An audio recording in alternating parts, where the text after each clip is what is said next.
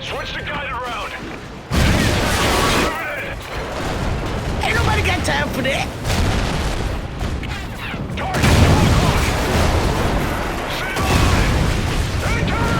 Welcome to another breakdown. Today we're looking at the 2013 alternate history near future FPS Call of Duty Ghost. New dog model. I know I've mainly covered older, lesser-known games so far, but this game's story in like alternate to zombie mode has so much to talk about, and I'm gonna go off a lot. There is a lot to talk about this thing. So this is probably going to be a long one, although it may just turn into like 10 minutes of me ranting once and go from there.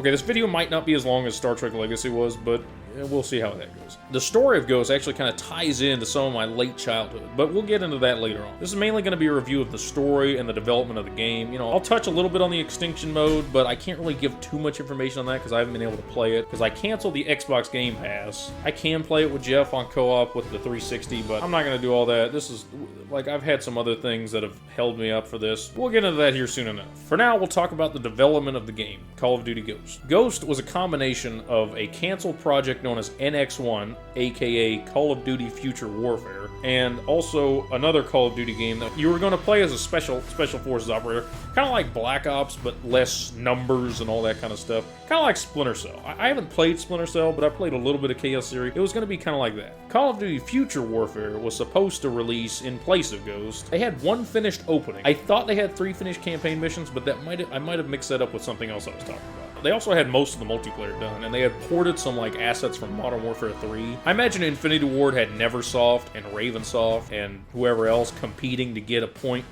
to a certain point in their development just to see what game would release as the next game. And it also could have been a deal where they were gonna release one year and then the other year. Because they had Treyarch bogged down with this game for the Wii U port. Yes, there was a Wii U port. I don't know how that works. I haven't seen it. For some reason, they went ahead and just merged what they had done with Call of Duty Future Warfare and whatever Ghost was going to be. They hadn't even gotten far enough to give it a name. They just merged them together to create Call of Duty Ghost. I don't know what exactly they integrated from Future Warfare as far as the campaign mission. If I had to guess, I'd say it's the space missions and the tank missions. Those are my favorites. So now I'm sad Future Warfare didn't happen. That would have been a kick-ass game.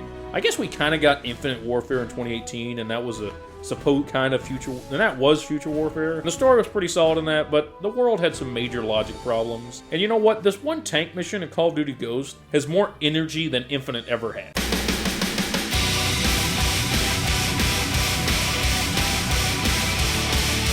I don't know why, but after Ghost, the energy and like sound design and stuff for Call of Duty just kind of dropped off. I don't know what happened.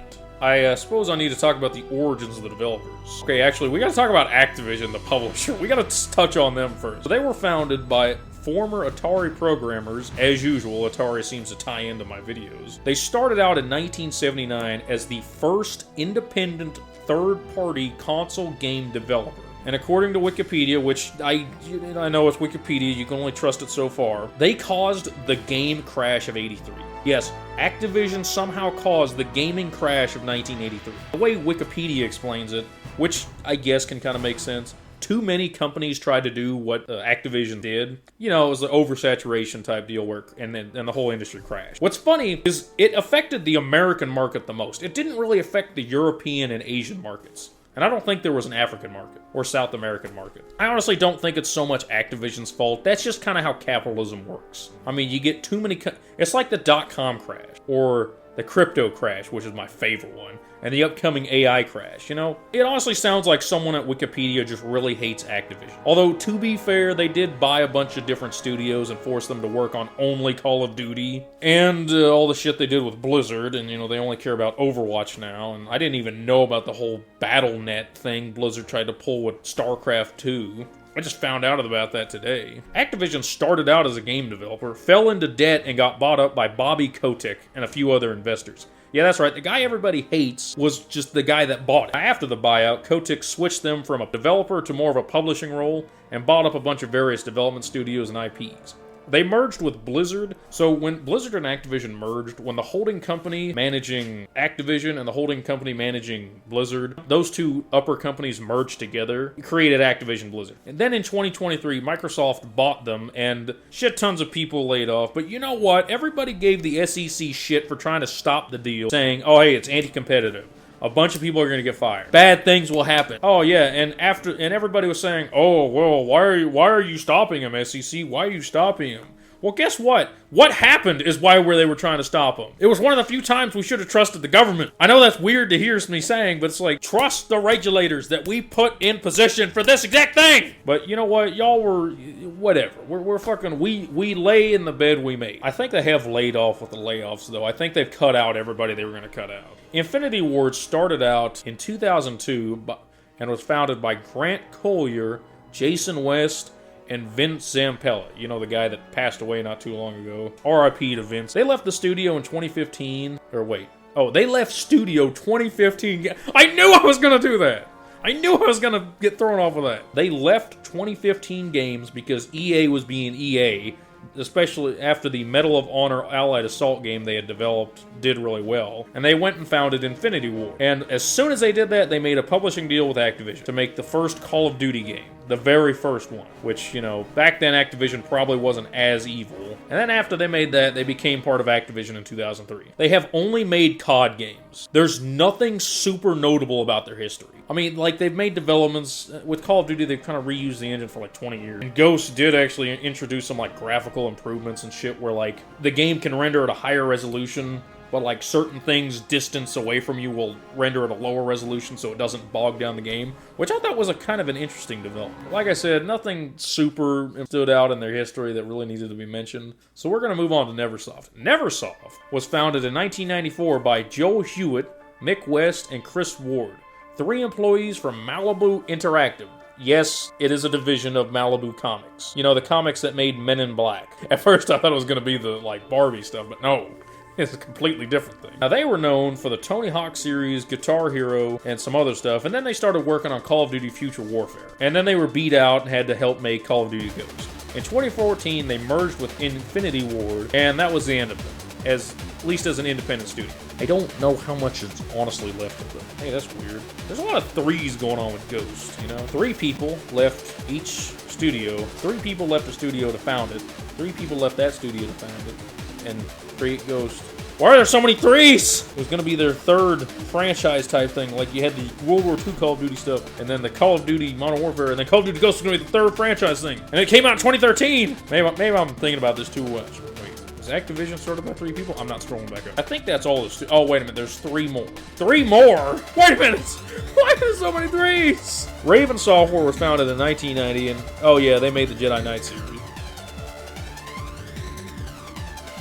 But we'll go over more of that history in those videos. I love the Jedi Knight games. I've never played the first original, you know, Dark Forces and Dark Forces 2. I've only played Jedi Knights 2, Jedi Outcast, and Jedi Knights Jedi Academy. Those are the only ones I've played. I need to play the other ones. And we'll go into their history a lot more for that. Just know, whatever project they were working on in 2011 was merged into Ghost. Wait, there were 3 games that merged into it? And they've been trapped making Call of Duty games ever since. You know, doing a lot of support work, all that kind of stuff. Which I imagine these games take quite a bit to work. Certain Affinity did something for the game. I don't know, probably backcoding or something like that. They're not on the box. It's just the Wikipedia. In fact, hang on a second. It's not even on the Call of Duty wiki, which I didn't even know there was a whole Call of Duty wiki. I think Wikipedia made a mistake on that one. Funny enough, when I was reading about it on Wikipedia, it says that Call of Duty Ghost introduces slide and like leaning, but I'm pretty sure leaning was introduced actually in one of the original Xbox games. It was either Finest Hour or Big Red 1, because I remember you could use a D-pad and lean over, but I could be wrong about that. But what's funny, I looked it up while I was in my room,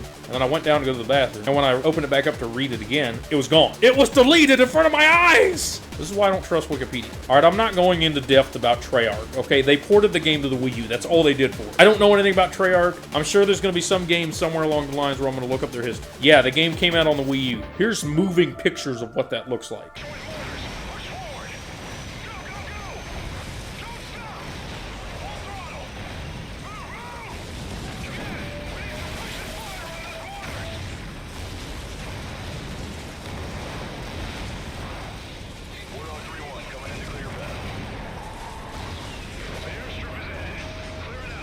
I will briefly touch on the graphics. As usual, the game uses the Havoc engine for, I'm assuming, like, physics and stuff, and was actually supposed to introduce a new engine, a completely new Call of Duty engine, but instead they just upgraded the engine they already had and had been using. This game did introduce sliding, but I'm pretty sure the leaning was something you could do in the original Xbox games. I'm gonna go back and replay a mission or two of Finest Hour and Big Red 1 to see if it is in there, but I swear you could use the D-pad to lean. I might be thinking of Wolfenstein. Look, I'll put up the evidence of me trying to lean in one of those games.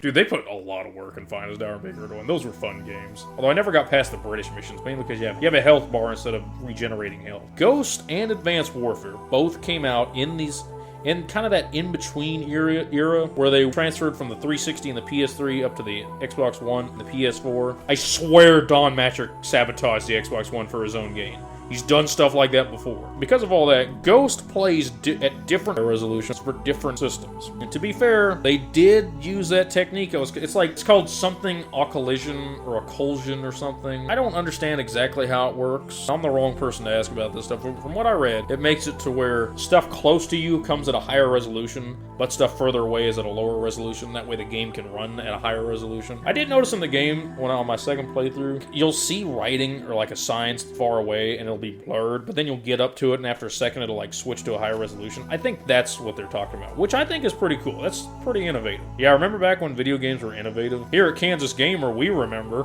for the 360 and the PS3, I think the PS3 might have actually ran at an even lower resolution than the 360.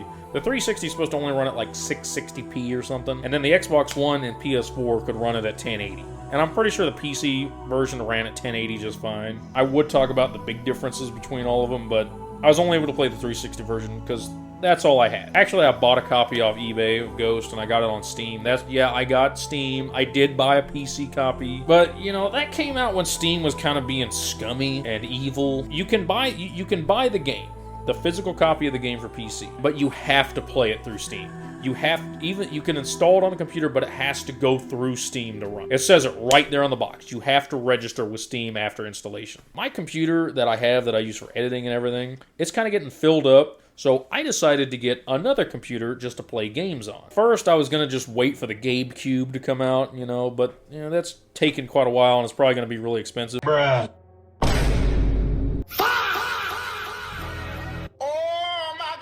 Then I remembered my brother was building his PC, but he ran into a boot loop problem and kind of gave up. So he bought a new processor, RAM, graphics card. He had it all together. He bought all this stuff for his old PC and put it all in there, and boot looping time. Now, I managed to break the boot loop and get it all kind of working, and so with some help I got it all working, and I actually just said fuck it and put Pop! OS Linux distro on it, which I really would enjoy it if it wasn't still boot looping. Yeah, you know what I think the problem is? It has to be in the motherboard. I've tried all kinds of things. And what's making me think it's the capacitors on the motherboard is I'll get it to work, and I'll get it to I'll shut it off, disconnect all the power, pull it back in, turn it on, and it'll function. It'll be fine. But I'll go away for like about a day, and when I come back, even if it's still plugged in, I've replaced the CMOS bat. Even when it's still plugged in, I'll turn it on, start boot looping. I found a $50 motherboard. Yes, it's used, but you know what? I'll try that before I go spending I'm going to trust the used one off eBay versus the one with no reviews on Amazon for $200. That's new and built for it. Although, to be fair, I could probably just put whatever motherboard I want as long as it fits in the case. I don't think there's any limitations to the computer. But I haven't done that. I want to get this video done before I work on that because it's already like eaten up 3 weeks of time. So until I get that all back together, we're just going to go over the 360 version, specifically the story. Now, I guess I could play it on the Series X to get the better graphics and to play Extinction, but I canceled Game Pass like I said. But I'm not one of those graphics snob people. Yes, higher resolution and better graphics do look better. Higher frame rates do look better. I swear to God, I never realized Halo Reach was at a lower frame rate until I played it on the MCC, and it's like, this can be better? What? Gameplay-wise, I didn't really notice that much difference, but cinematic-wise, oh jeez, I noticed a big difference. No, but I'm not one of those graphic snobs. Graphic snobs are like the most hypocritical people. Because you may be like, I gotta have the best graphics of 2026. Well, in 20 years, those graphics are gonna be outdated. Now, honestly, this was more of a problem 20 years ago. People in 2006 were like, I gotta have the best graphics. Oh, these are the best graphics. Look how awesome this game is. Look how awesome Doom 3 looks on my PC. And 20 years later, they're like, oh, those are terrible. Why would I ever do that? My point is, graphically obsessed people are retarded. They're special. They don't understand. A good story is a good story. Ghost has 3 main modes besides, the basic multiplayer mode. Squads, which I'm going to go over that more in a future video when I get the PC version going. I don't know what Squads is. I think it's something to do with... It's basically another version of multiplayer. Then you have Extinction, which is the coolest mode, the coolest, the most original thing Call of Duty has ever come up with. We struck the Earth with the kinetic rods, as in, the first mission of the game, and uncovered ancient aliens that threatened to destroy the planet. These guys remind me a lot of the tunnelers from Fallout New Vegas. And it also kind of reminds me of that movie, Mutant Chronicles. In that movie, two warring sides uncovered mutants, and the mutants, started taking over. Actually, I don't remember if there was an origin for the mutants. That was a cool movie, though. It is also one of the most steampunk action movies I've ever seen. However, I can't go too far into... all that stuff, like I said. For now, we'll just go over the main campaign. What drew me to Ghost is it was so different from all the other games, just like Advanced Warfare. In fact, I was kind of going to do a dual review where I talked about both of them, but Advanced Warfare is going to wait till the PC's done. The story of this game is the reason I knew how to pronounce the capital of Venezuela, Caracas, and at the same time, Ghost was heavily inspired by Homefront. Homefront was trying to copy CoD, and CoD eventually copied the Homefront. Although this copies Red Dawn a little bit too. The game kind of feels like Red Dawn and Splinter Cell mashed together. Or, no, Red Dawn and Black Ops mashed together. Specifically the Spec Ops part of Black Ops. You have no idea how many people see the word Caracas and say Carcass. It's like, oh, yeah, did you see it? Carcass? That's just like Carcass. There's no city Carcass. It's Caracas. The story opens up with a cinematic of the Ghost origin. It was a different time, a different enemy. 60 men from Tier 1 teams were sent to face down a force of 500 enemy fighters. Their objective? To force the enemy back from a civilian hospital and keep its occupants alive. For 3 days, they held their ground. But the enemy's numbers were too great. The 60 were cut down to 15. They wouldn't last another night, and the enemy knew it. Under the cover of darkness, they evacuated the hospital, sending only one of their own to lead the way. The rest returned to the line and took up positions beneath the bodies of their fallen brothers. As they lay in wait, the blood from the dead poured over them. The sand stuck to their skin like a shroud, changing them, anointing them. When the enemy drew near, the remaining 14 rose out of the desert sand.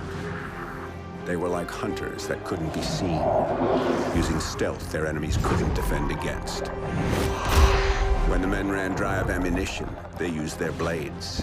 And when the blades ran dull, they used their hands. When the dust and sand had settled, only one of the enemy had survived. He was picked up in the desert, wandering aimlessly, traumatized. He expressed warnings to others of a force so menacing and unbeatable, it could only be described as supernatural. He called them ghosts.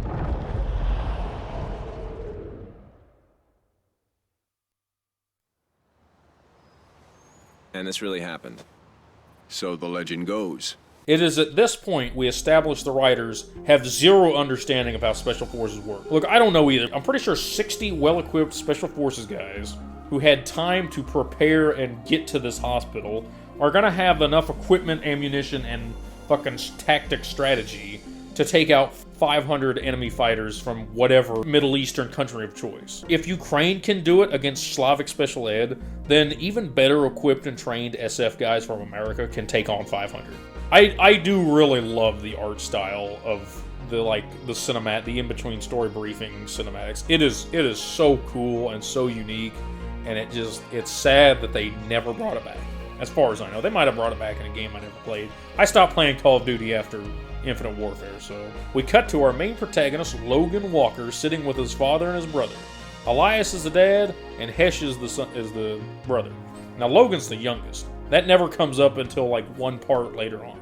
Elias was the one telling the story. He's like, yeah, I totally believe that's real. You know why? And I'll tell you why later on. I do really like this nice and peaceful opening, until the rods of God start raining down.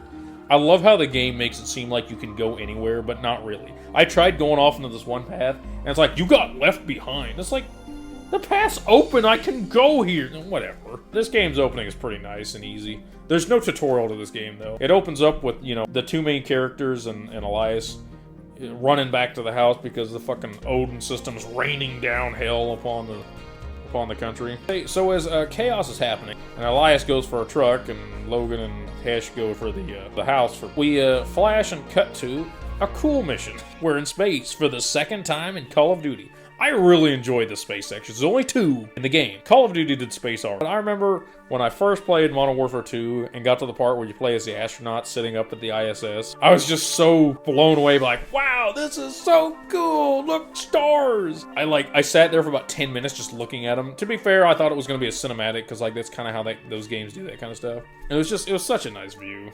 My point is, I love space games and, you know, space in games and games in space. So I really enjoyed these 2 space missions, and I think they were part of what was supposed to happen in the opening from Future Warfare. Hey, look, it's a cool space shuttle. Yeah, this came out right after we abandoned the space shuttle because it was too expensive to continue. Yeah, because a low orbit launch vehicle capable of going up and coming back down without fucking blowing itself up or being just obliterated in the atmosphere is totally a waste of money.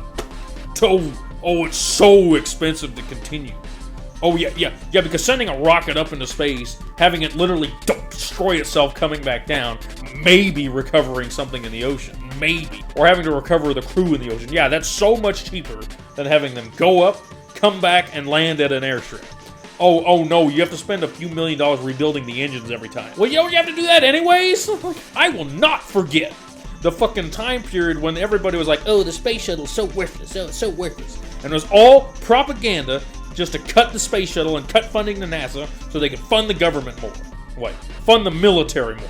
Honestly, they were still cutting things too. Now, to be fair, they do still have an automated low Earth orbit launcher that looks suspiciously like the space shuttle and kind of like this shuttle in the game here. That goes up, drops off satellites, and comes back, which I find 100% fucking suspicious. It's like, oh, you fucking lied to us. Oh, the government lied to us, guys. A big surprise there. The shuttle was cool, and we just fucking canceled it. You know what? And you know what pisses me off even more? After remembering all that propaganda, I read about the Archimedes 2. Oh, they reused a shuttle engine. It's like, what do you mean they reused a shuttle engine? I thought the whole point of canceling that was because it's so expensive. I hate the fucking government so much for that shit. They should have replaced the shuttle with what they were going to replace it with. As the future shuttle moves in to, you know, bring in our replacement crew. We're in this right now. We're playing as Baker and Mosley. And so, the shuttle comes in, drops off the people, and we slowly make our way, kind of learning the feel of space and all that kind of stuff, and go back into the station. This is such a cool sequence. Oh, and then we find out that those aren't our guys, those are the Feds. I forgot to put this in the script, but I need to explain who the Federation are. The Federation, main antagonist of the game, is Venezuela. And according to the game, it's an alliance between Venezuela, Colombia, and Brazil. The game honestly makes it seem more like Venezuela just took over everything else and just started invading everything around it, which the logistics of that don't make any sense in any way at all. There's no way you have the manpower to take over a country the size of Brazil. Now, to be fair, Brazil just salvaged like 17 M60 Pattons just so they would have some more armor that's a little more advanced than what they have. They're pretty far behind. Venezuela's pretty far behind, too. I got things to say about Venezuela and their retarded leader, Hugo Chavez, who they kind of parody in this game as something Almagro. You know, Hugo Chavez died from cancer. Well, okay, he died from a respiratory infection caused from his cancer treatment he had in Cuba. So in 2011 or 2012, I can't remember which one exactly, he contracted pelvic cancer. You know, he claims that the U.S. gave it to him, but, like, that's impossible. I was in debate in 2013, and one of the big things we had to go over was, oh, hey, should we do more or less for these countries? Oh, should we do less for Mexico, more for Venezuela, more or less for Cuba? I love there were people on the other teams that didn't even know Hugo Chavez had died. He died when this game came out. He died in 2013. He contracted cancer, got it mostly treated in Cuba, supposedly. You can't really, I mean, for all we know, they lied about it. Hell, for all we know, Maduro orchestrated this whole thing, put uranium in his pocket every day, just so that he died. After Hugo Chavez died, Maduro took over, and Venezuela just died as a nation. They went from a potentially pretty solid nation that could be kind of like the China of South America to a fucking shithole. A fourth world country. It's so bad. We were able to just kidnap Maduro like that. Well, to be fair, they had Russian air defense systems, which we know everything about thanks to the war in Ukraine. I mean, they probably weren't that good to begin with. Like, we're still using the F-15. The Russians have nothing that can beat that. The only thing that's taken it down is another F-18 and man pads. The funniest thing about his deal is he hated the West so much. He refused to go anywhere but Cuba to get cancer treatment. Honestly, I don't know why he went to why he didn't go to Russia for cancer treatment. That probably would have been a better option. Although I think they did have specialists flown in to help him out. But it's like, you're only going to do so well, okay? Like, America, the West knows more about cancer than that, okay? I don't know, maybe China, one of them did too. So I think he might have actually gotten the cancer. Although it might have been too far along and probably was going to kill him anyways. But because of the poor treatment, supposedly, he contracted a respiratory infection, and that could have been not related. It could have just been, oh, hey, it's South America. Although, you know, rich people in South America can live pretty good. So he contracted a respiratory infection and passed away in 2013, right as this game came out. And then Maduro took over. There is a half-built skyscraper in Venezuela. That is a perfect example of what happened. The main investor guy, he passed away about the same time as Chavez, and after he passed away, all the money just left Venezuela. Yeah, Venezuela has a huge reserve of oil, almost, I think it is bigger than Saudi Arabia's. Oh, why aren't they as rich as Saudi Arabia? Because Maduro is so hard to work with, apparently. That's part of why we kidnapped him. It's like, oh, hey, we need to stop relying on just the Middle East for that much oil. Oh, who has the next amount of oil? Oh, look, Venezuela. Why are we not pumping more of it out of the ground? Why is their infrastructure collapsing? That whole skyscraper in Venezuela that's just half built, it was supposed to be a super fancy luxury business skyscraper with a helipad and a hospital and all this kind of fancy stuff. Well, the main investor died around the same time as Chavez, and all the money dried up for it, and now it's inhabited by homeless people who casually fall off the edge because there's nothing to stop them from just walking off the edge. Although that's probably where a lot of mafia stuff happens too. There are people in South America who have cat banks or cat funds or something where they collect money because their family members get kidnapped so often. South America is in bad shape.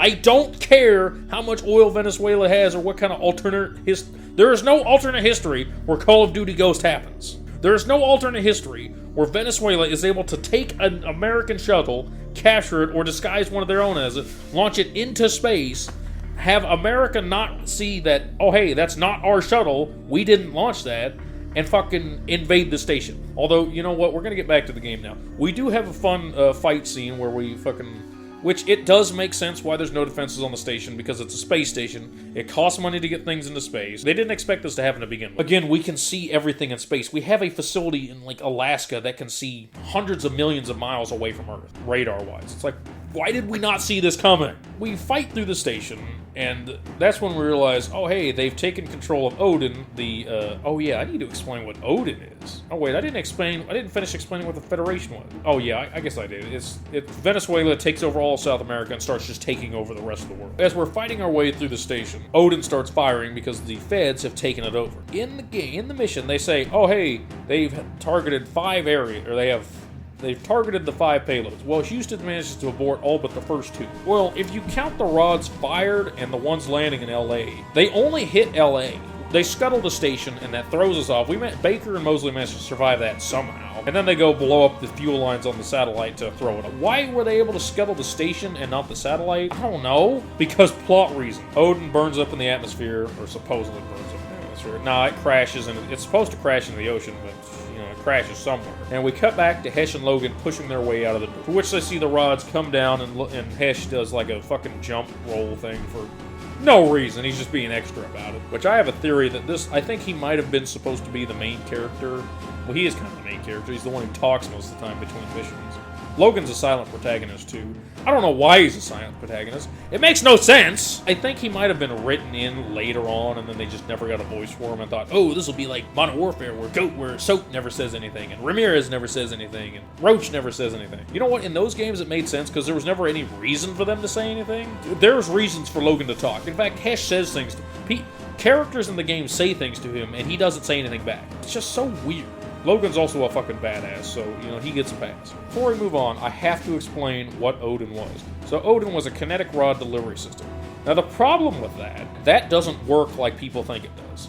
So in 1967, the U.S. Air Force had to come up with a way to deliver a weapon of mass destruction without it being a weapon of mass destruction, because the Soviets and the U.S. had signed a treaty saying, we're not going to put weapons of mass destruction in space, because that's scary as fuck. Even though I guarantee you there's probably a Russian satellite up there with nukes on it. And there's probably also an American one too, you know. So in 1967, the Air Force came up with the kinetic rod delivery system.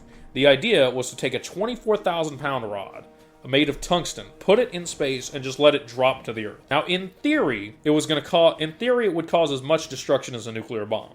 But in practice, and thanks to, you know, math, it just doesn't. The most damage it would cause dropping from orbit and you know, making its way to Earth would be about 3 to 4 tons of TNT. The Fat Man, which we dropped on Japan, had an explosive power of 20 kilotons. So you can see why they didn't ever develop. Also, it would cost a shit ton of money to get all that into space. The original idea was for 4 rods, and it would cost like billions of dollars just to get them up there, just to have as much explosive power as the Moab, which is way easier to just make. So you can see why they didn't do it. Honestly, in Call of Duty Ghost, I originally thought, oh hey, they portray it as being more powerful than it is. Not really. You see multiple rod strikes on LA, and after Logan and Hesh run through the collapsing, destroying city and finally make it back to Elias in the truck, you see more rods coming down in the background as the title screen unveils. That's a pretty cool title unveil, I'll give them that. You see them coming down in the background, and they're not, if I had to guess, that looks about the size of 3 to 4 tons of TNT. It's kind of weird. It's not really that off. They're not that off. And then later on in the game, when the feds develop their own version of it based off Odin, yeah, that's kind of accurate to how powerful it would be. Ghost does kind of get that right. But they do kind of fuck up with how it's like, oh, well, if you count those shots, Odin only fired a few kinetic rods and hit mainly LA. They mainly only hit LA and maybe a couple other cities. They only got 2 payloads on. Now, freaking G.I. Joe, on the other hand, is like, oh, it's as powerful as a nuclear bomb. It's like, no, it's not. No, it's not. It's just not. Now, to be fair with LA, if they hit the right fault line, you could cause a lot of damage. I'll give them that. I don't know why they didn't strike a bunch of military targets. They only struck cities. The Federation doesn't make any sense logistically. It's like, number one, they wouldn't have the manpower to take over all of South America and go from there. Number two, why would they target a bunch of cities? Why would you target just population centers? I get it. No, actually, no, I don't get it. Why would you target just population centers? It doesn't make any sense. In fact, there's a lot in this game that doesn't make sense. I'm starting to wonder if the original plot for why this happened was to unveil, what it did in Extinction. Because in Extinction, it opened up a hole in the ground, and boom, there's aliens and ancient remains. I wonder if that was the original thing they were going to do with this. Now, the Federation rose to power because the Middle East collapsed. And honestly, if I had to guess, I'm just going to say Iran developed a nuclear bomb and just bombed everybody. Because that seems to be what they want to do. They are as extreme as the people running Israel. Specifically Mossad and the other Mossad that I can't remember the name of. The Middle East just stops producing oil, and Venice and the Federation rise in their place. I mean, I could see Asia really struggling at that because, the real world events right now, the Strait being cut off really makes Asia struggle. Because that's where they get most of their oils from, the Middle East. America can get most of its oil here. In fact, Canada produces a lot of the oil we use. But a lot of our easy gas comes from the Middle East. Domestically, we take out a lot of oil, but that does get sent around the world to refineries and then brought back. Now, a lot of that's just sending it up to Canada, and Canada sending it back down to us, and then some to Mexico. I don't know why Mexico specifically. It's just there. After the title reveal, we get another cool art cinematic with America being hit by rods, and well, if that's how we got hit, well, then we didn't suffer hardly any damage. Hesh explains that the Federation invades the rest of Central America and starts invading the U.S. I have problems with this because, again, U.S. military. I don't care how much time you had to develop Venezuela.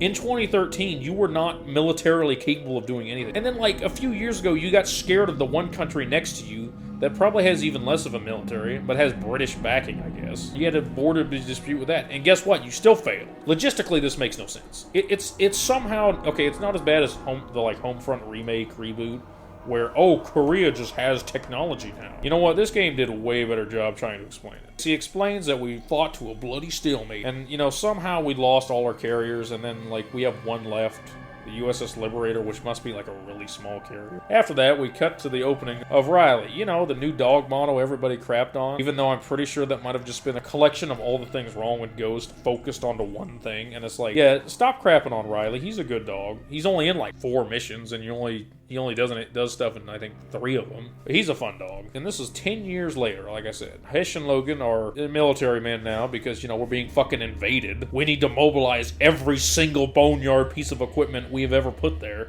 which is a lot. There's a lot of equipment there. So we're out here patrolling the wall, and, you know, we see, oh, hey, look, Corporal Davis. We find out that they're executing civilians because the Federation is just pure evil. They don't really go into why. I would have loved if instead of one game, we got a trilogy. You have the first game that sets up the Federation and how they rise to power. You have the second game that would be this game. And then you have a third game that would be the conclusion that because this game was supposed to have a sequel, but it got such bad reception, it's like, yeah, we're not going to make a sequel. We're going to make Advanced Warfare instead. So we see them executing civilians and find out that they're mainly just probing for weaknesses in the wall, which is how they took Dallas. What do you mean how they took Dallas? Just, like, radar is a thing. And they also show the wall, which they mention the wall, and it's like, you only ever see this once, and you only ever talk about it one time. And it's like, why are there not people in these guard towers watching out?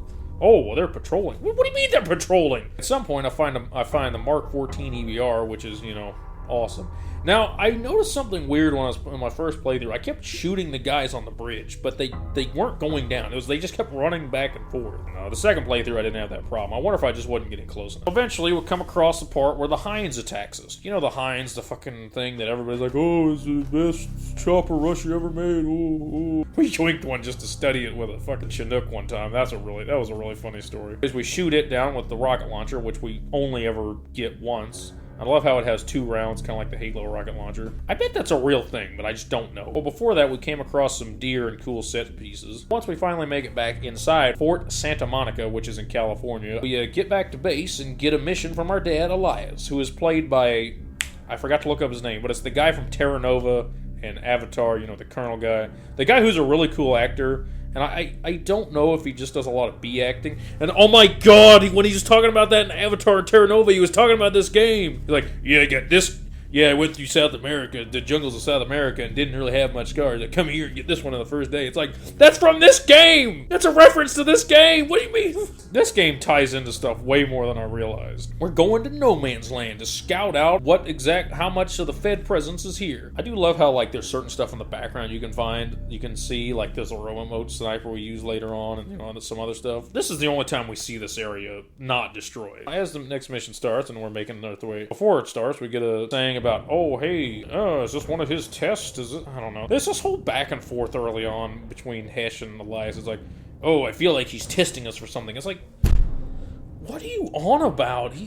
You're a military soldier. Yeah, you're being tested. It's your fucking job. So we go into No Man's Land, which is just a bunch of craters from the kinetic rod strikes. They treat it kind of like No Man's Land from World War I. At first, I didn't realize why the Feds were walking around in hazmat suits, but no, it's because there's a bunch of space debris there. And this is actually the main mission that Riley was for. For some reason, they only have the dog in like 4 missions. I don't know why. As we're making our way across No Man's Land, stealthing our way through, because, you know, the game was supposed to be a stealth game, we see a church fall off a cliff, which is really cool, except for the little bump it does there. I don't know what that's about. As we're exploring No Man's Land, we come across several different patrols, people in hazmat suits. I don't know how exactly this like vest thing is supposed to control Riley. I struggled with this not the last one I did, but the playthrough before the last playthrough. The second to last playthrough I had, I struggled with the dog because like the controls weren't working. It's kind of an interesting gameplay segment. You kind of like sneak around. All this is Riley. You kind of got to sneak through the grass and not move too fast. You don't want to get spotted or anything. You know, we can't let Riley die. We can't let anything happen to Riley. If something happens to Riley, I'm going to lose him. We go through and eventually come across Rourke, the main bad guy of Ghost. And he's standing over there, you know, directing Federation. Oh, hey, look, he's captured one of the Ghosts, known as Ajax. The Ghost, they explained where they came from in the beginning. Rourke was supposedly the main guy, the main Ghost. Because, like, you can see his character model in that cinematic. Which I always like to think, because of the later online, I always like to think, oh, he was the guy they sent to lead the hospital people away. Which they never, I don't know whatever happened to that guy. That guy might have been Kick, honestly. Another Ghost that we see a few times and never see again. Yeah, you only ever see like 4 or 5 of them. Rourke was captured by the feds in a flashback mission, and he basically got turned via fucking Amazonian torture, apparently, combined with modern techniques. Yeah, whatever. You know, I don't know that much of what Army Rangers and all that kind of stuff go through, but I don't know. Am I really supposed to believe that they would break someone like that via that? I mean, you're telling me they wouldn't commit suicide first? I mean, there are Asian gangs that will swallow their own tongue to commit suicide before they're captured and turned, okay? This would never happen. Honestly, I think Rourke might be a wizard who just came back for revenge since they left him behind. That would be a really cool story beat if it was more of, oh hey, our special forces guys keep getting uncovered and sabotaged because they know our playbook. Oh, well, it's because one of our guys got captured.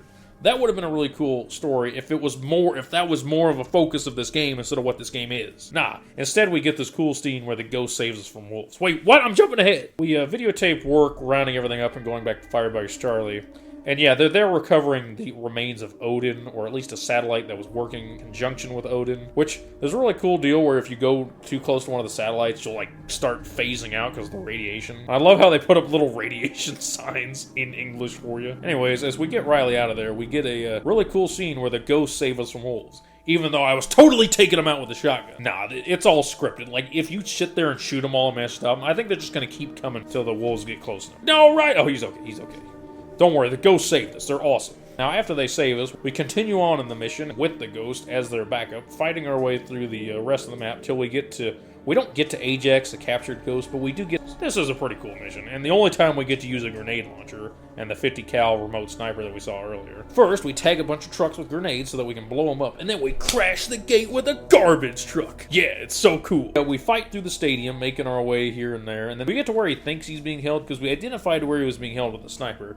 Then when we get there, he's not there. So they, kill the one guy because these fucking Fed guys are evil. They are evil. We don't exactly know why. Our best guess is, because they can be. To be fair, South Americans are extremely patriotic. Brazil's less like China and more like we are. Brazil is a friendly, competitive nation. They will undercut us as much as they can, but at the same time, they don't want to see us fail. Venezuela, on the other hand, hates America. I honestly kind of forget why Chavez hated America so much. I think it was mainly just because he was a social. He was a very pro-communist person. He was very friendly with China. And that's another thing. This game never talks about the rest of the world. Like, it's all set in the Americas. And mostly, like, the southern part of the U.S. and South America and Antarctica. Okay, there's no mission in Antarctica, but we're close to Antarctica. Eventually, we find Ajax, and of course, he's dead because, they tortured the crap out of him. We also find a wall of, X'd out Ghost, and this is where we find out Rourke is hunting Ghost. I mean, did y'all not recognize that, oh, hey, our Ghosts are randomly disappearing? Oh, they're just dying behind enemy lines. It's like, so our special forces guys, who are fucking experts at this kind of shit, are just randomly dropping off. That doesn't seem suspicious.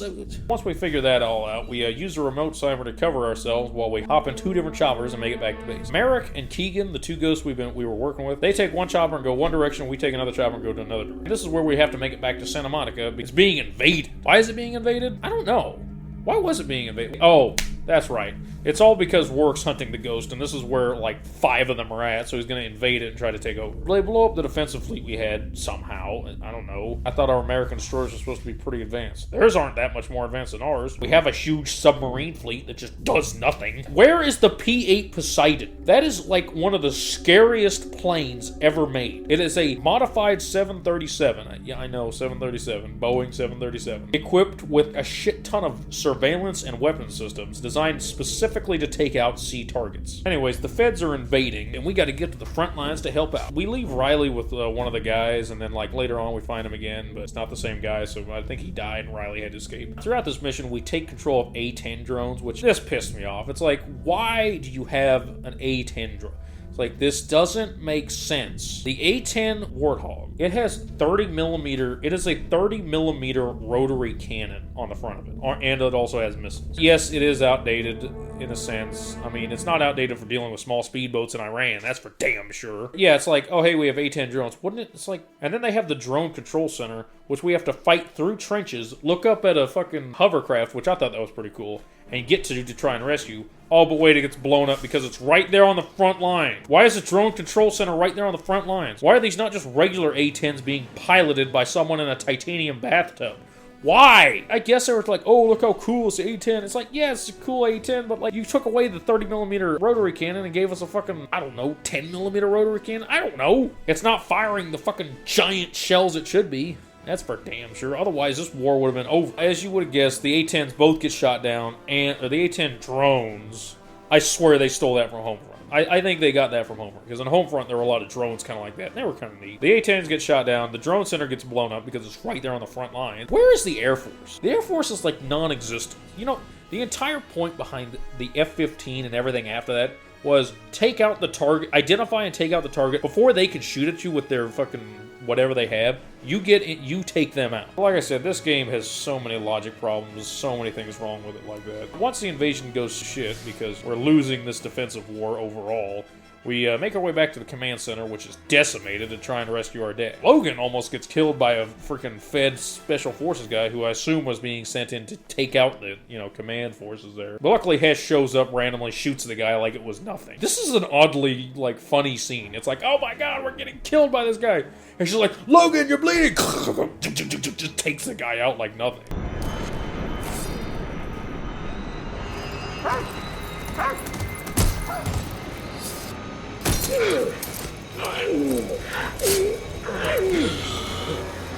Logan!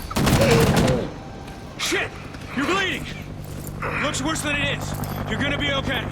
It's like, did he not have any body armor? What the fuck? It's odd. And then the ghost burst in from above and, grapples out. And then we get a nice back and forth. Be like, sit down! Hesh is like, no, we have to go back. Merrick's like, alright, we just saved your ass. And then Elias comes up, he's like, oh, I stole it, all of you. It's like, hey, yeah, that's our dad. Oh, that's very commendable, son, wanting to go back to get your dad. But don't worry, I'm right here. Takes off the mask, and it's him. It's like, oh. I guess with enough care, you could hide that kind of thing from your own two sons. You send them out on missions, you go out on your own mission. You'd be alright. But at the same time, it's like, how did you ever get suspicious? I wonder if at some point they were going to have stuff where Hesh was like, I'm suspicious of Dad. He's acting kind of strange. He's acting suspiciously like a Spec Ops guy. Or something like that. But they just, never did. This game has a lot of, it feels like it's written for this certain way, but then it goes this other way. There was a lot of potential with this game, but it just kind of fell apart. Or the way the story was everything went. As for our next mission, we get a nice little, in-between cutscene. I forget exactly what we talked. Oh, yeah, Elias explains about why we invaded the Caracas. So as the Federation was building up and becoming, an actual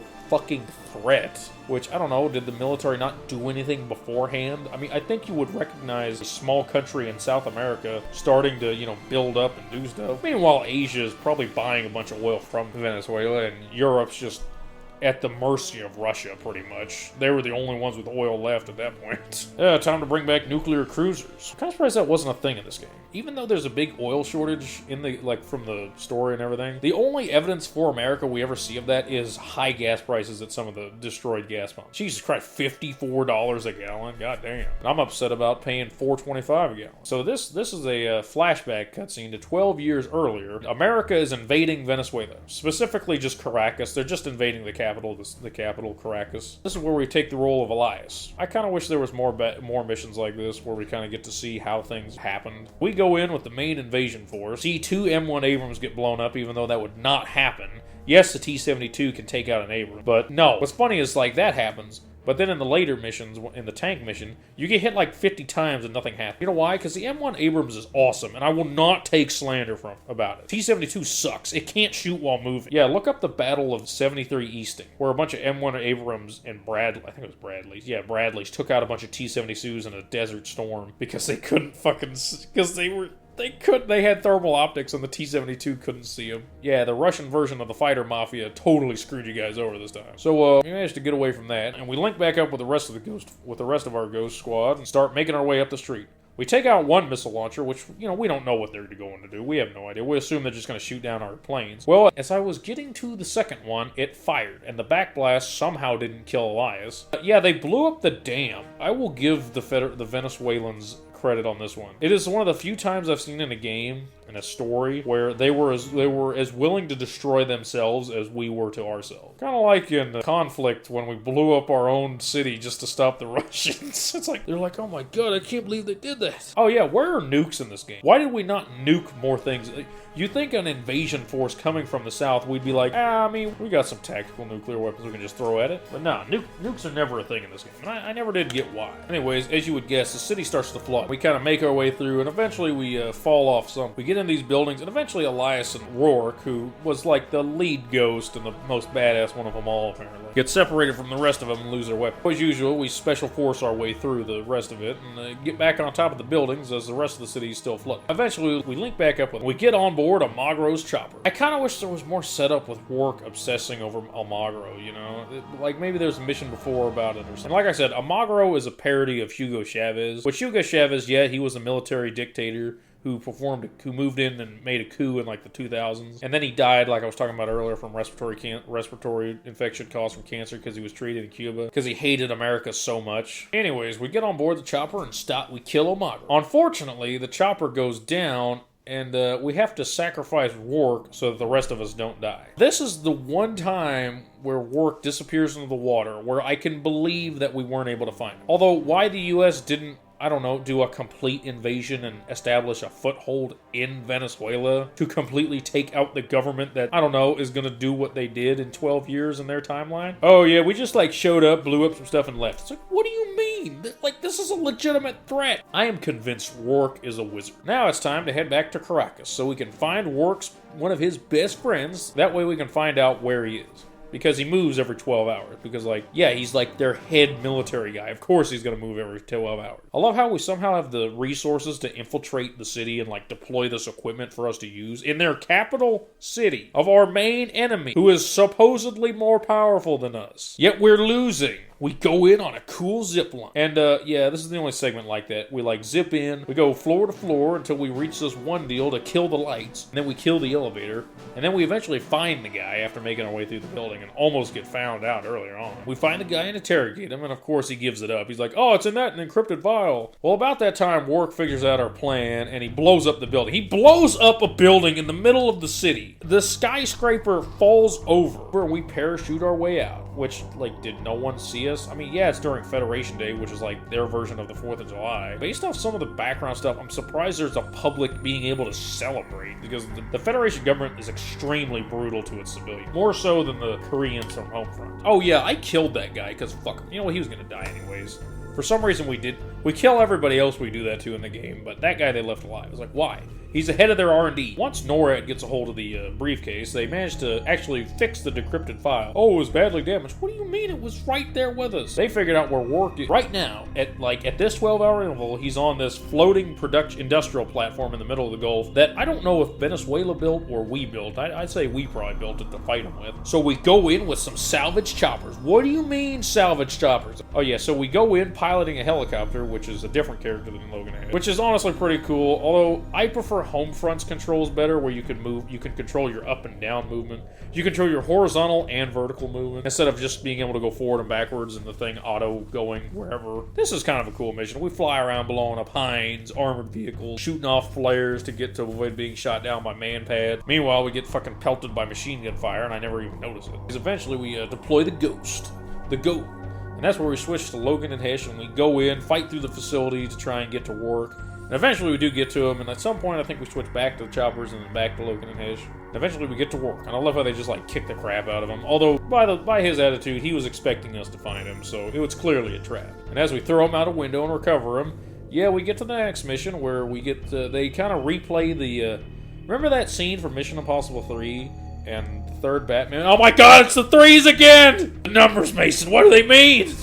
Why are there so many threes connected with Call of Duty Ghost? Remember the scene from Batman 3 and Mission Impossible 3 where they're like the good guys are in a plane interrogating the main bad guy, kicking and like about to throw him out of the back of the plane. And as we open the door and are about to throw him out, this doesn't really tell us anything story-wise, honestly, outside of Rourke is absolutely not afraid of anything. Well, guess what? A jet comes up behind us and it shoots down our escorts and attaches itself to us. You know, it would have been a lot cooler if they did the fucking bit from that one movie that I can't remember the name of, where they like send up a little plane and it attaches underneath and infiltrates the plane. I think they should have ripped that off to be a little more original, but no. We get the third iteration of Batman 3 and Mission Impossible doing this. Although, to be fair, that is the close-up of that jet is really cool. I love the pointed jet engines. Although, at the same time, this makes no sense. We have an extremely high-value target. Why are we not, I don't know, taking him back in a submarine? Well, okay, there might be subnets blocking that. Okay, I can see that. Why are we not surrounded by a fleet of every possible fighter you could scramble for this? I mean, why are we not in a Chinook that can travel at like 300 miles per hour? And as Work's being rescued, he's like, kid, come, if you make it through this, come find me. Yeah, throughout the whole game, there's this deal where Work, like, really likes Logan because he's kind of a badass. After we manage to not die and use our parachutes to land in the jungle of the Yucatan, where did the rest of our Air Force go? Who knows? And this is the most no yellow paint a stealth mission has ever been in Call of Duty. It is so easy to go in circles in this first part of the mission, which I did. At the same time, though, there's absolutely no consequences of just wiping out all of them, like, stealthily. You know what? I'm going to talk a little bit about yellow paint. I don't mind yellow paint in video games as long as it's a natural, normal, like, oh, hey, it makes sense to go this way. And I will say, when it's, like, plastered all over everything in games like, I never played RE4, but, like, the RE4 remake has, and Doom 2016 did it right. It's like, oh, yeah, there's a green light, go that way. But, like, I'll take that kind of stuff over Doom 1 and 2's maps, where it's like, you spend 30 minutes just trying to figure out where you're going. It's like, yeah, you get 5 minutes of awesome shooting, and then you're just figuring out a maze the rest of the time. Eventually, I got past the jungle part and stopped hearing the same sound recording over and over and over and over and over and over. We link back up with the rest of the Ghost. As we're making our way to the exfil point, we keep hearing these tremors. And eventually we see a fucking rocket just launch into space. Was it nuclear? No, because there's no way South America would ever get nuclear weapons. You know why? Because it takes a lot to develop nuclear weapons. Yeah, our Black Ops people are taking that shit out. Why did our Black Ops not take out more of Venezuela, the Federation stuff? I don't know. The game acts like the Ghost are the only Black Ops people, which doesn't make any sense at all. The CIA exists in this universe according to this one work file, which are the secret collectibles you can find hidden around the game, which I only found a few of them. And this kind of a ripoff of the Homefront one, where it like fills in the backstory. So as we're making our way through and we see the rocket launch, we eventually avoid the Hinds that randomly pop up, even though I got lost and got shot up by them like 3 times, and make it to Rexville. Oh, hey, look, Riley's on the boat. Why is Mako 2-3 curing Riley? I don't know. I had actually kind of forgotten about it. I had actually kind of forgotten about him playing the game, since, you know, he's not there half the time. Because NORAD wants to know why there's a rocket launching out of South America, and we're able to track it and see that it didn't hit America, but we can't track it anywhere else because I guess the Alaska facility blew up. Yeah, it's also weird to me that the feds can figure out how to launch a disguised space shuttle, yet they can't figure out ICBMs. I guess they couldn't figure out nuclear weapons either. Yeah, I could totally see people, you know, smart enough to build nuclear weapons being like, yeah, maybe don't join the super evil South Americans. Although you can find all the information you need to build a nuclear weapon on the internet. A kid at the 70s did it. It was really funny. There was a kid in the 60s. I think actually the 50s. Maybe, no, it's 60s. He built a convincing nuclear weapon by gathering up a bunch of, smoke detectors. It was a smoke detector. I actually might have one of those smoke detectors in my house. Yeah, our next mission is to infiltrate a facility in the Andes Mountains to find out what the hell this missile was. Because, like, we couldn't track it into space, and we couldn't track it wherever it landed. This is actually kind of an interesting mission, and I went in more of, like, what Ghost, I think, was supposed to be. You know, really stealth-focused. Well, not stealth-focused, but more of, like, oh, hey, this is what Black Ops guys and stealth guys do. This is what they do. So we infiltrate our way into the base via disguises, capturing vehicles. We get inside the base, Kit cuts the power, and we fight our way through to this information center, download all the information we need, which protecting Hesh sucked. They come at you from the center and then from the right and the left. Well, I set the turret up in the wrong. You don't have enough time to set up defenses, and I set the turret kind of in an easily take-outable spot. So I had to replay the same, and I also ran out of ammo, and it was just a nightmare in the beginning, the first time I played through it. Second playthrough wasn't so bad, but I also had it on easy just to, you know, redo the story. So once Hesh gets all that information downloaded, we get out of there. And like as we're getting out of there and like totally disguising ourselves, and he makes a remark of, it's kill estimates. It is at this point we realize that the Federation, like I've been saying, is evil and just wants to wipe out anyone who's not a South American. You know, the Mexicans, they can stay, but nah, if you're not from South America, you're dead. It feels like it. They were just rounding up and executing civilians. There was nothing left of Dallas. And of course, we get found out and have to make a break for it, which we do, and I get on a cannon, which is kind of cool. I don't know, I didn't really like having to, with this turn, I didn't really like having to switch between minigun and grenade launcher. Well, after a chase sequence, and like the closest thing to a turn sequence in this game, which this game, Call of Duty Ghost didn't have a lot of turn sequences, which was kind of nice. This is where we get picked up by a submarine. Oh hey, we have submarines that can just go wherever they want and blow shit up.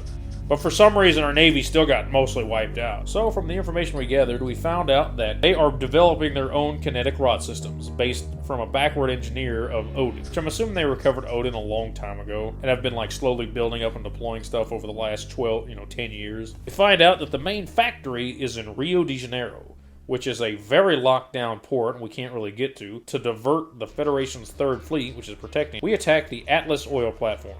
This mission is so awesome. Yeah, we go in, shoot everybody, kill the foreman after getting his handprint, cause some pressure regulators and fire suppression systems to go off and not work and overload, and then the whole facility just explodes. And we have to jump onto a helicopter to get out of there. Yeah, I failed that on the first try of my last playthrough. But I also picked up a rocket launcher. Yeah, that's another thing about this game. There's a lot of different guns in this game. They're scattered throughout the campaign. We escape on a helicopter ladder, as Kick, of course, managed to capture a helo and used it earlier for some close air support. Now, this attack completely wipes out that platform and hopefully cuts off a lot of the Federation fuel supply, which you know it won't. They probably got more in Venezuela. However, we didn't divert all of the ships. A single destroyer that is supposedly super advanced is still patrolling the port, is still patrolling around. And it's only vulnerable from one place, underwater.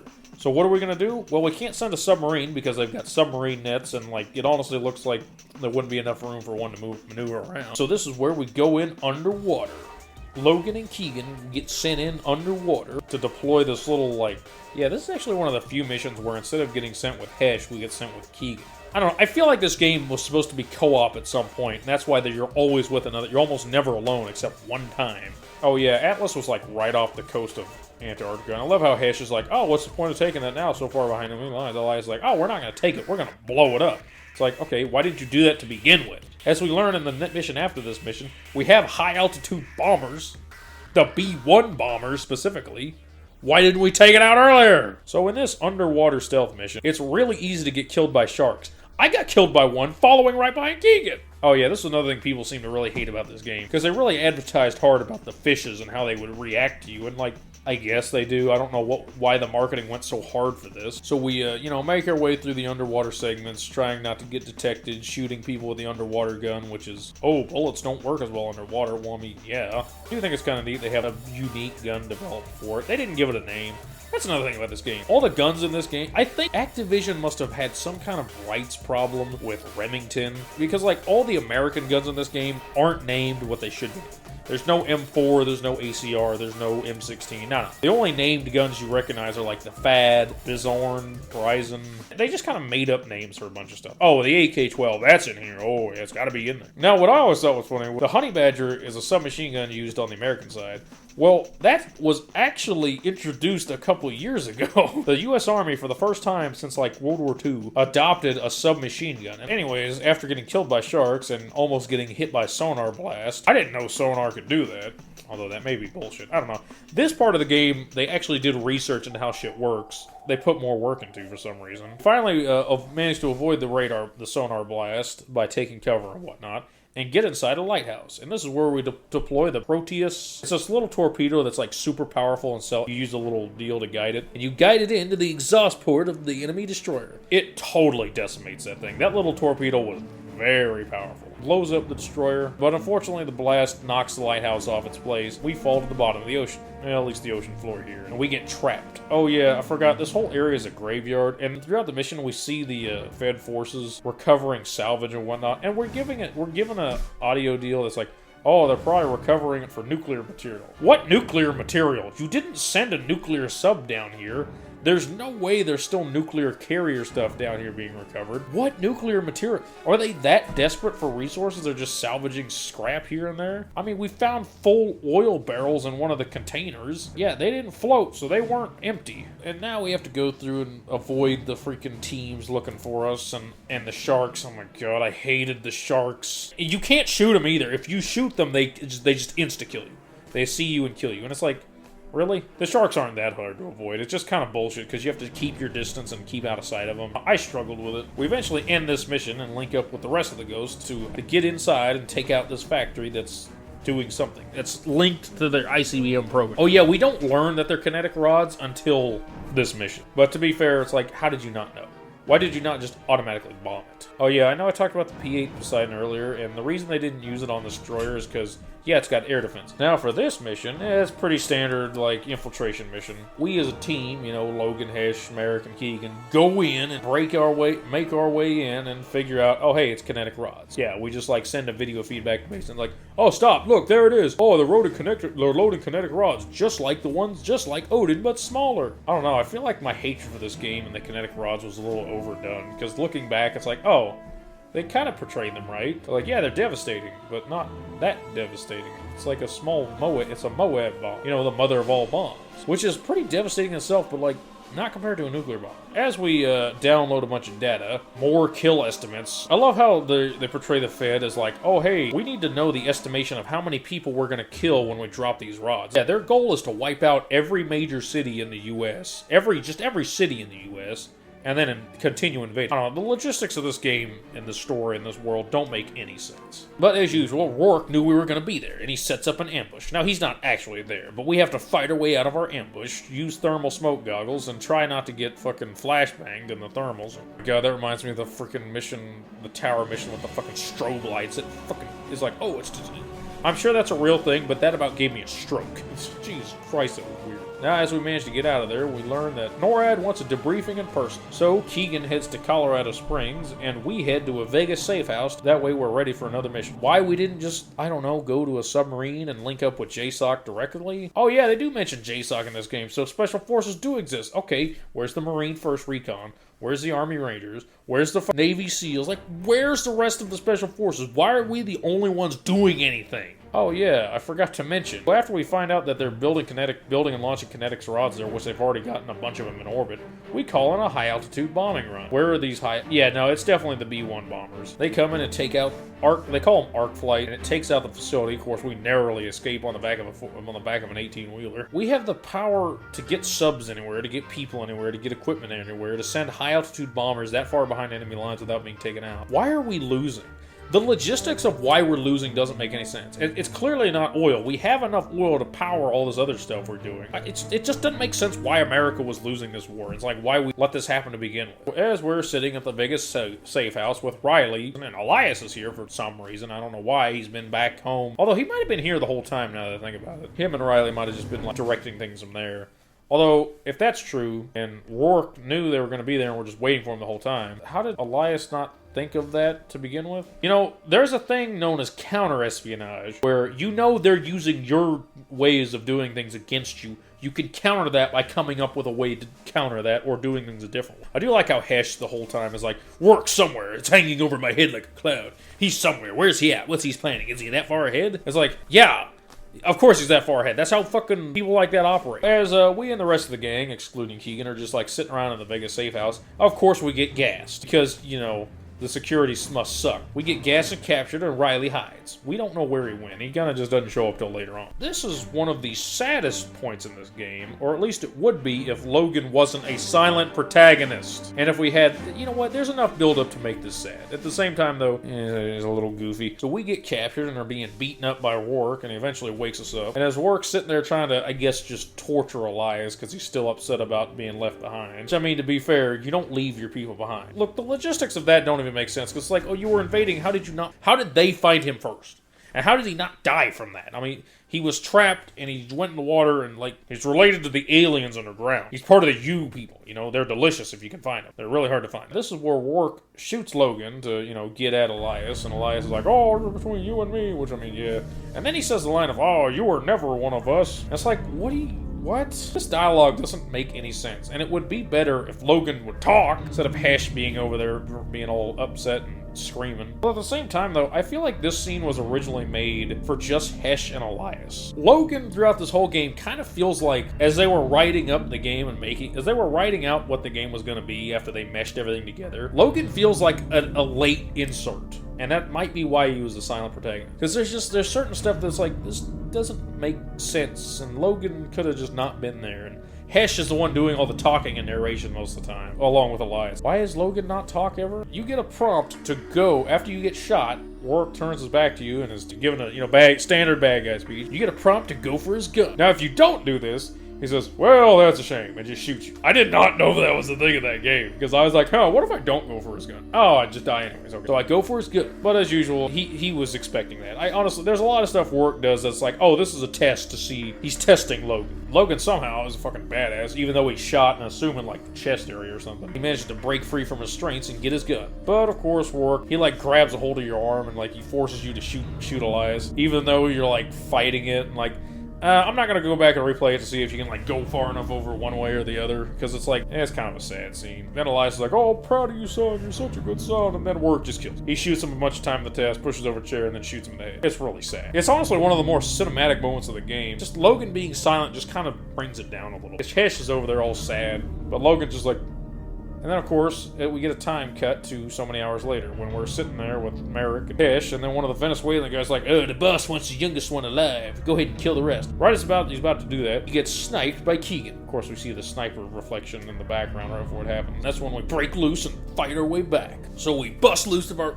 once again, we bust loose of our strengths, and again, totally don't suffer any damage from being shot earlier, and start making our way out of Vegas safe. Now, what's interesting is you can actually pick up some, like, they have a whole, like, rack of guns here that you can pick up. Of course, you're being yelled at, oh, get over here, oh, get over here, oh, get over here the whole time. We make our way out of the safe house. Meanwhile, Warwick's like, some of our guests have escaped. Any of you that find them will doing a great service to your country. Merrick and Hesh, if you're listening, good luck. It's weird he doesn't mention Keegan or Logan. I love how Merrick's like, thanks for the call out, asshole. As we're going through and making our way out, linking back up with Keegan, we kind of notice Merrick's losing his step. He's falling over and everything. We eventually make it outside. Oh, hey, look, it's Riley. I hope nothing happens.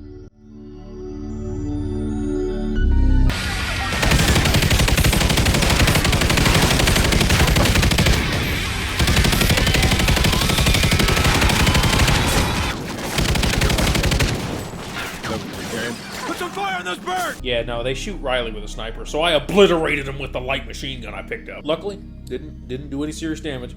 Although now we have to carry him around. So we carry him around kind of like you did with, Captain McClellan, kind of like Price had to do with. We carry him, shoot him out, carry him, shoot him out. Now, I don't think you can take out the sniper before you get shot, and eventually the U.S. military finally shows up. It's like, where have you guys been this whole time? U.S. military shows up, takes out all the enemy choppers, and picks us up in a Black Hawk. I love the Black Hawk. The Black Hawk is such a cool helicopter. It's so versatile. There's so many different uses for it. Now that Elias is dead, now Logan gets the ghost mask, and Merrick kind of takes over as the head ghost. Now with new information. Now our next mission is kind of it's the final mission, but it's kind of like 4 missions combined. You play as Logan and Hesh going through the deal, a tank, and then Thompson going up in space, which is pretty awesome. I do like how Hesh is like, oh, when the ghost dies, we mourn him and bury him in a certain way and all this and that. Now it's time for the final battle. We're going to throw everything we have at this command and control facility used by the Federation to control the satellites. We're throwing our last carrier. What do you mean, last carrier? A carrier is a massive vessel. Like, they are giant. This is clearly like a little carrier too, because it doesn't have very much. But anyways, we get a nice, like, pre-mission deal where it's like, oh, he would want you to have this. I'm going to be staying here and monitoring things. Riley will be safe with me. And I'm assuming that's at, like, somewhere, I don't know where, I'm assuming that's at some kind of facility behind the Allied lines there, It opens up with the carrier being attacked, because of course it's being attacked. Why wouldn't it be being attacked? Oh, of course we didn't deploy every single airplane we had and wipe out all the enemy air defenses and naval ships and Zodiacs that are attacking us. The tactics used don't make any sense. It's like, oh, we're just gonna throw them at it and see what happens. We'll launch everything when we get there. That's a terrible idea.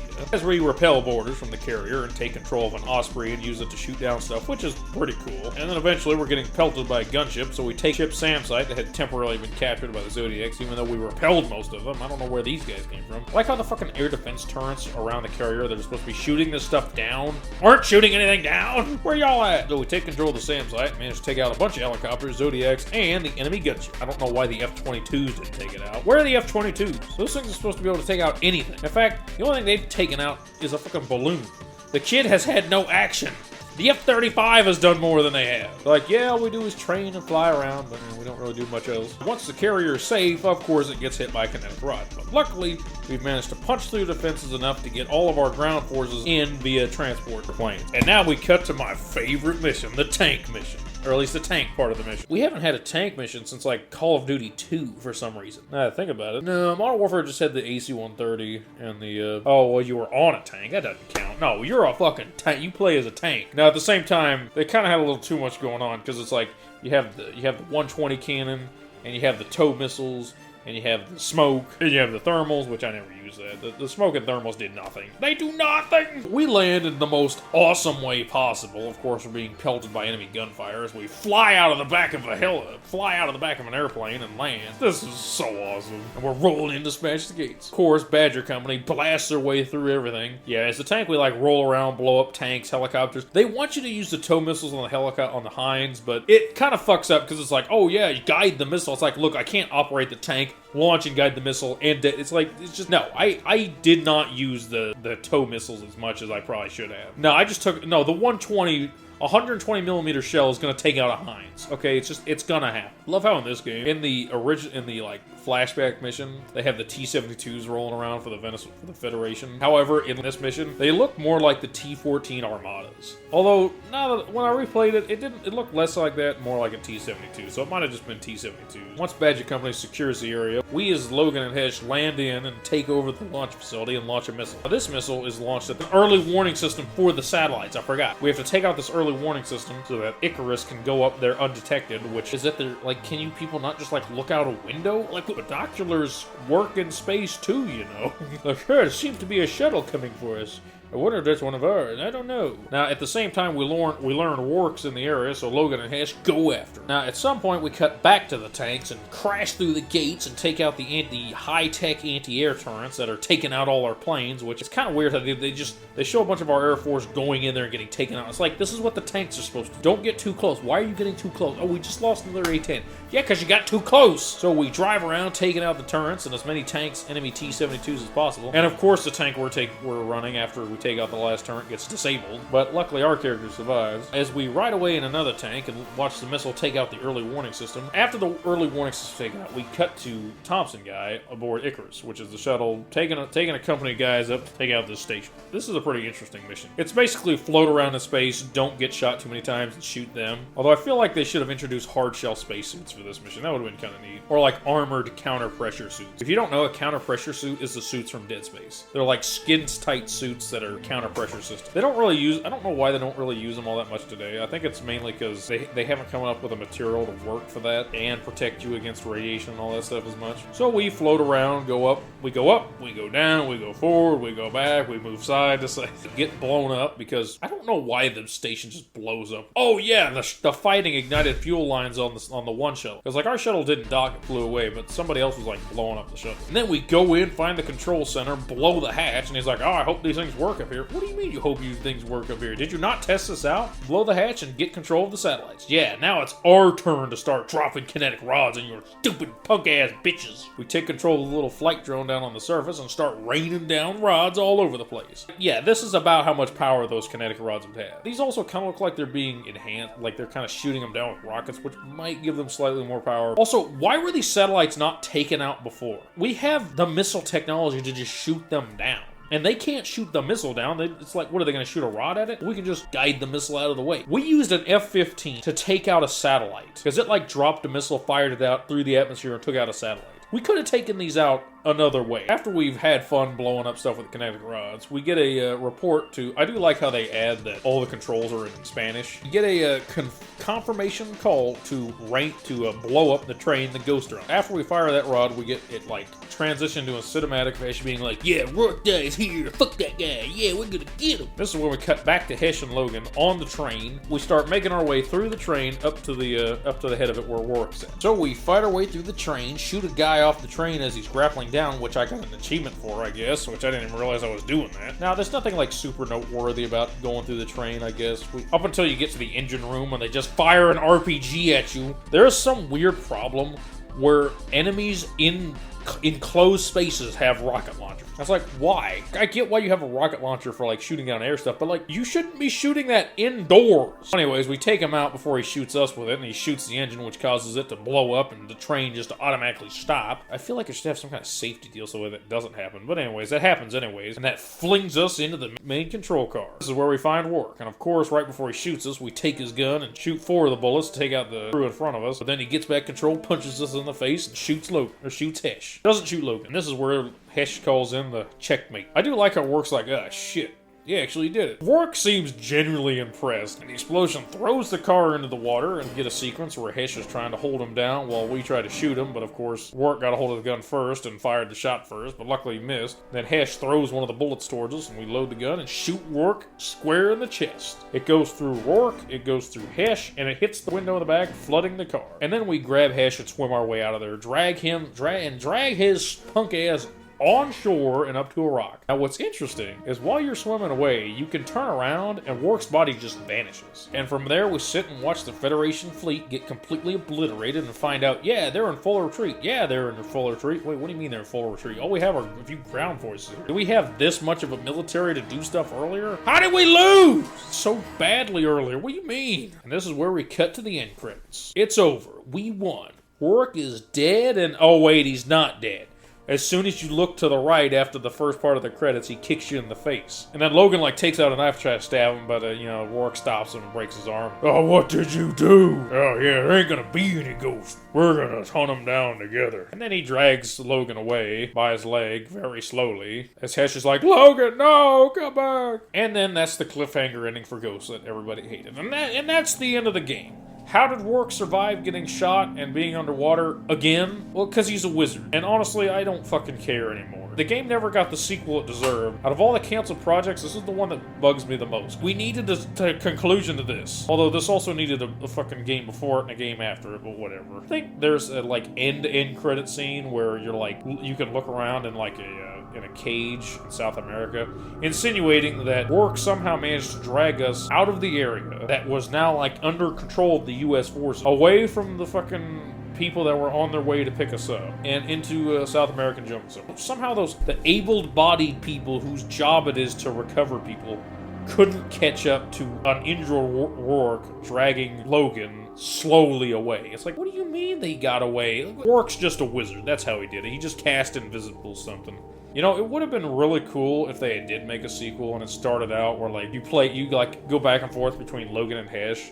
But, like, the first part of Logan's segments are like, oh, is he, like, he gets sent on, like, test missions, and maybe they, like, unveil what China and all these other countries are doing. Or they do a deal where Logan's, like, hallucinating the whole time. He thinks he made it out or whatever, but really he didn't. Although, with as capable as the American military still is from what we've been shown, I feel like the game would have just opened up where Hesh breaks him out.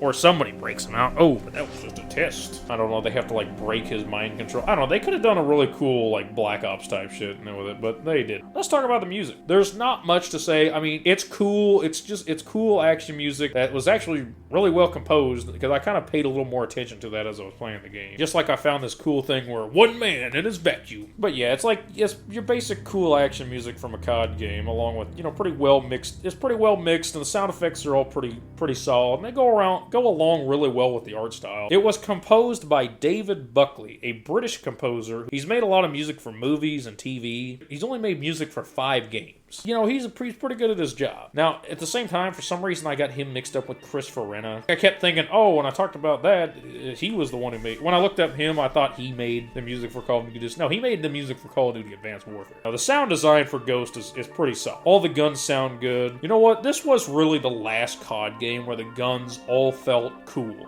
They all felt good. They all had like a really solid, nice feel to them. Because in Advanced Warfare, they have this weird softness to them that I just never really cared for. Then the end credit music is a song from Eminem, but I'm not going to play it here. I know I've been playing like certain other music from time to time, and I know my last video had a full-on GMV in the beginning, but I'm not doing that here. Awards time. First award. Really cool with great potential. Ghost had so much potential and just really great concepts, but it got bogged down by dog model.